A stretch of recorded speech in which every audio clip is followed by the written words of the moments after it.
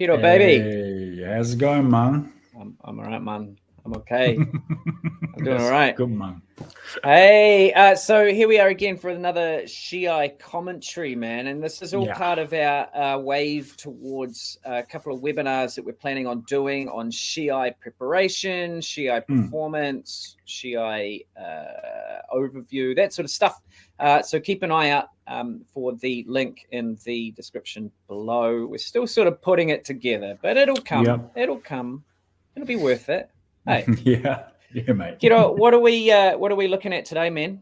Today we are looking at 17th World Kendo Championship Women's Individual Third Round. Nice. Seno Senshu versus Sato Senshu. Okay, so Japan and Sweden, right? Yep. Little bit of an effort to sort of diversify our commentary into and across men's and women's Shiai. So it'll be interesting to have a look at that. And we, again, like last week, we haven't watched this video, right? So this is new for us. Let's see if we do a better job this time.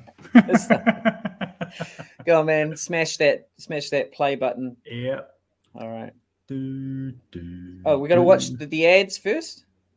Oh no, this is this is not an ad, mate. Yeah, they did some funky stuff. Kendo, well, thank you to Kendo World for thank you letting us use their content. We love We're you. Not complaining. The Seno, by the way, this Japanese Senshu Seno, she was very famous already.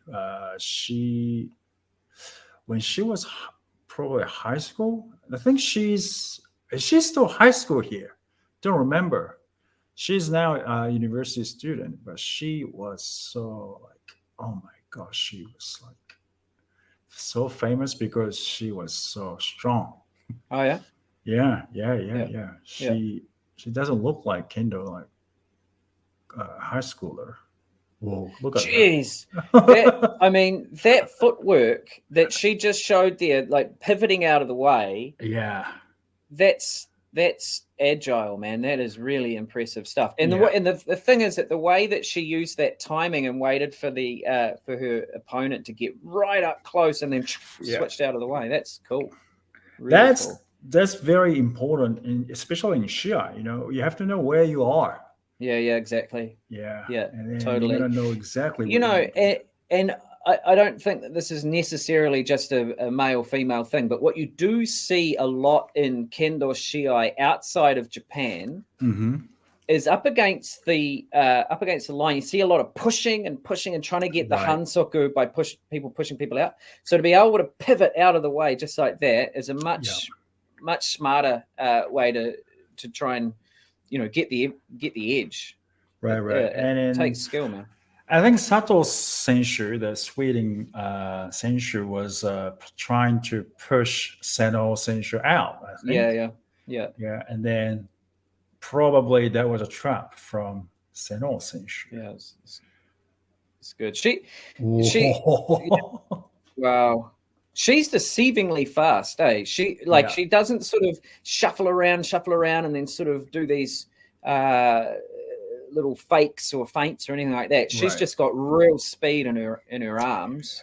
I think she has she knows what she's good at, really, and she knows exactly it looks like she's kind of aiming something, right? Yeah. So I think she really knows the best way to win for her.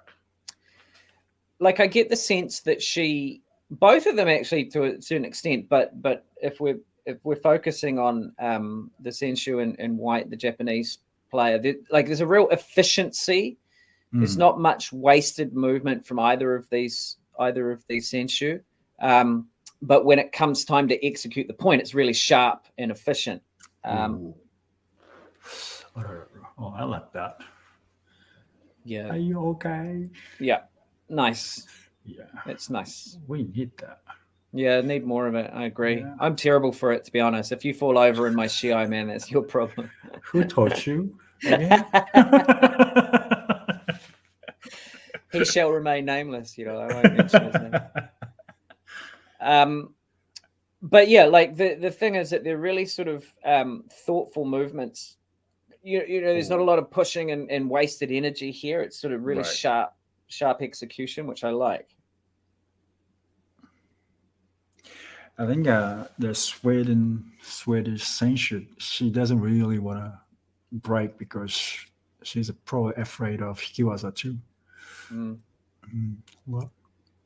Oh, yeah. So that was the place. Yeah, you don't want to stay. Yeah. And it's really similar. That video, you remember we did that a couple of weeks ago? We did that video of me and Lehman Senshu, and it's exactly how I got hit. My feet stop just at that sort of that chuto hampa distance, right? That half-ass distance. And if the other person is loaded and ready to go, straight on top, eh? Exactly. No chance. This is not where you want to stay. Absolutely. There. Absolutely. This is that's perfect distance for men's strike. Yeah. Especially those people, those people are really good at Shiai. Yes, that's not where you want to stay. Look, I like that Shiai for me is a really good example, as I said, of like efficiency of movement. There's not a lot of wasted stuff. And the thing is, it's so important that we get good at that because a Shiai can last a bloody long time. Like a Kojin, like a Kojin individual fight. If you have to go into Encho and continuous Encho until the Ippon scored, like the person that runs out of steam is going to lose that advantage really quickly. So to be efficient and strike at the right distance and sort of load those things up, like the Japanese player did in that situation, makes a huge difference over the space of a long Shiai, right? Right. And she probably knows exactly what she wants to do to win. So she was in control, and she wasn't really kind of what do you call it? Like hunting mode. Okay, it's okay. If I can go, I'll go. If I don't, I'm fine. That kind of. You can see her very relaxed. I don't know if she's always like that, but generally speaking, I saw her Shiai before, like when she was high school, maybe high school championship or something. Yeah. Basically, she's always like that. Like, okay, Yeah. whenever I can, I'll get it. So I think that attitude is probably good in Shiai. Yeah, there's a lot to be said for the confidence that you can bring out in your Shiai and show in your Shiai and have that sort of mindset. Like, okay, I'll take it if it comes, but I'm not in a hurry for it. So, like, I would still.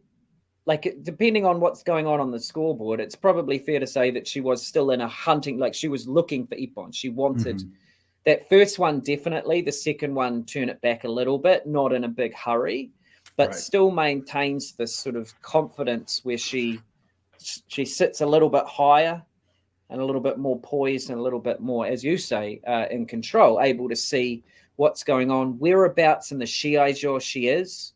So she was able, right at the start, she was able just to stop right on the line and flick her body around to have that attention or that awareness of where you're standing in the Shiai.